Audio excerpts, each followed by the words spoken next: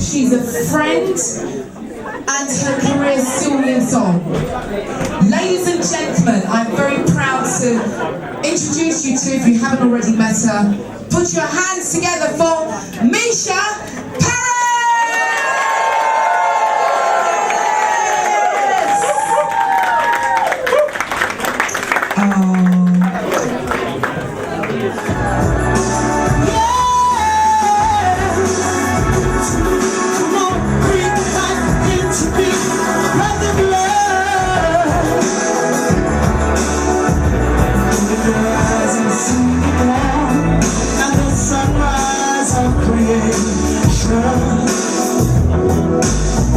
So many dreams ahead, I can feel them rapture, close to you in bed. You know there ain't no other place I'd rather be. You're my only lover, so baby set me free. When the road gets rough, I don't know what to do, but I know somehow we're gonna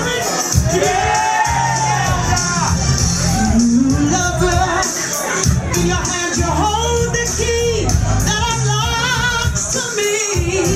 Yes you do. Ooh, love. Used to be I made love silently, but now I scream. Ow! I need your loving. Let me stay by my side, don't ever go away. Ooh, no, I need your kisses. Your loving all through the night. Believe me when I say I'm so excited. Ooh, I never ever felt so for you. No matter what I do, I gotta hold on. I gotta hold on. I gotta hold on.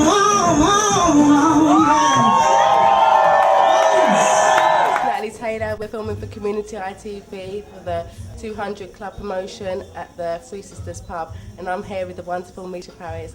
Hey Mica. Hello darling, how are you? I'm good, thank you. Looking very sweet tonight. Thank you. Yes, You're nice. not looking too bad yourself. Well, you know, all I can say is all in the bag. Ooh. The whole face is in the bag. Are you prepared for the performance tonight? Yeah, you know, Tony's an old friend and I've known him for a very long time. He's taken a lot of shots of me over the years, some dodgy, some acceptable, but he's a good guy and, you know, I always try to support people, you know, who I believe in. If they're doing a good work, you've got to be there and you've got to do your thing. I mean, this town is not easy. The UK is really hard, especially the ethnic community in the UK. It's really important for some of us who are in the limelight from ethnic communities to come back and do things for each other, you know what I mean? Definitely. I know you're doing a lot for charity.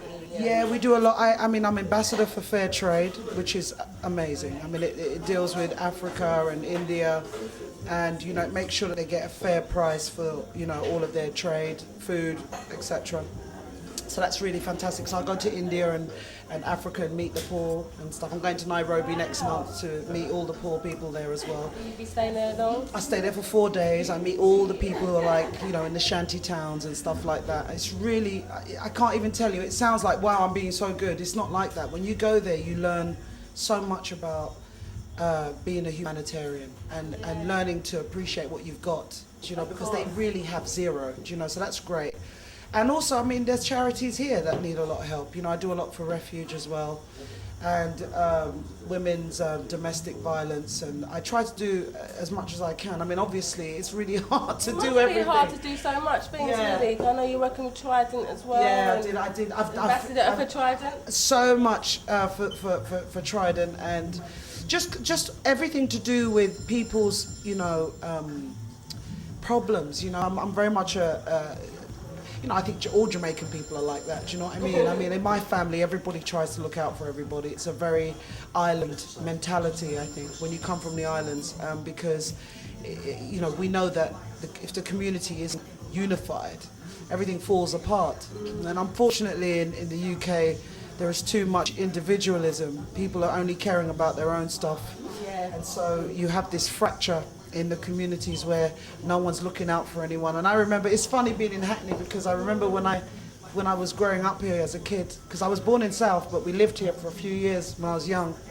And I remember if I was rude, the whole street would go and tell my mum that I was out of order, and and everyone looked out for each other, and you got a clap round the edge. It's true, because you could tell children off them, but nowadays if you say anything to kids, they just... Oh, well, it's child abuse. Do you know what I mean? So what I mean is that it's very important when you go to these countries and do all these things, you realise that back home in the UK, we need to adapt that mentality again, looking out for each other. It's really important. Yes, and helping one another as well. Yeah.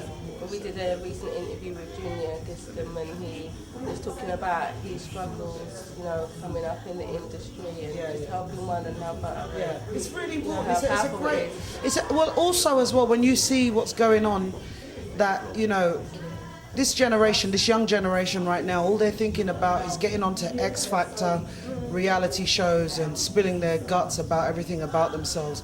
It's a very dangerous time, and we have to make people, especially the young people, we have to make them realize that it's not all about, you know, money. Not making money, but making money in the right way. It's not what's going on with young people. They think it's about being just famous and that's it. They don't realize that it's the work that people remember you for. It's not about being remembered because they saw you on a TV show. People remember what work you did. So it's about getting that work ethic back into the young people again and making them understand that it's their work that should propel them to fame, not just the fame by itself, you know. So that's tough because we're in a McDonald's generation now, which is like everybody wants a quick turnaround. Everyone doesn't want to do the graft. Do you know, I was a backing singer once. Do you know what I mean? I know you started very young and singing 16. your grandparents. That's right, yeah. And then you had your first album at 19. That's what, the first album, I signed to my first record deal when I was 17. And then a year later at 18 it was released. And, you know, so I started really young. But how was that then, back then, coming into the music industry? Well, soul music really? You know, at that time I was in Lewisham. I went to school in Lewisham, and no one believed that you could make it. It was very much like, nah, miss, your dreams are too big, forget it, it's never going to happen. And I, when you're young, I don't know what it is, but you have a drive and a will. And no one could tell me that I wasn't going to do it. I just knew I was going to do it. So I packed up my bags, moved out of South London, moved to Hackney, got my little flat up here, and my whole career took off. Started from Hackney. Right here? Yeah. It was Pritchard's Road, 2 Dinmont House, I'll never forget it. And everything happened there. I sent my demos to the record companies and they all went nuts. In those days, it was tapes, you know what I mean? You sent tapes off. And they all came back, Polygram, Island Records, Sony.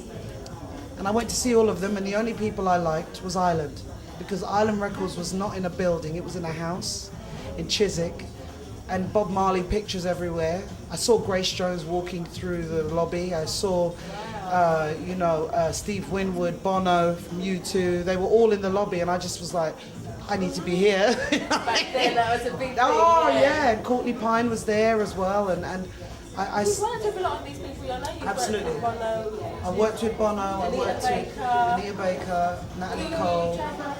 Oh, bless him. God rest his soul. He was a sweetheart. Keith. His real name's Keith.